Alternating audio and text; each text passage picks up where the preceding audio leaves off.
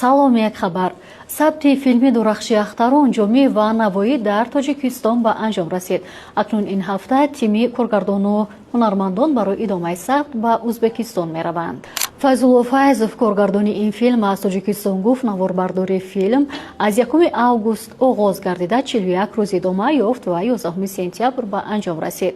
Саҳнаҳои ин филм дар қалъаи Ҳисор Тоҷикфилм ва Хуҷанд ба навор гирифта шудаанд. саҳнаҳое ки бо иштироки Маҳмад Саид Шоҳиён, директори Тоҷикфилм, сабт шуда буд, пас аз ивази офарандаи нақши асосӣ бо иштироки ҳунарпеша Қурбони Собир аз сар наворбардорӣ шудаанд. ҳамакнун таҳиягарони филм ба Ӯзбекистон мераванд ва идомаи филмро дар он ҷо ба навор мегиранд. Наворбардорӣ дар Ӯзбекистон 50 рӯз идома меёбад.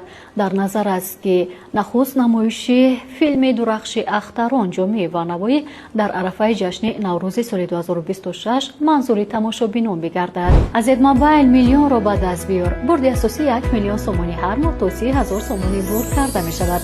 ҳамагӣ бо арзиши 3,5 сомонӣ айди рамзро ба даст ор ва иштирокчӣ бозӣ бурднок шав. Зедмобайл аз 2 миллион 1 қадам роҳ аст.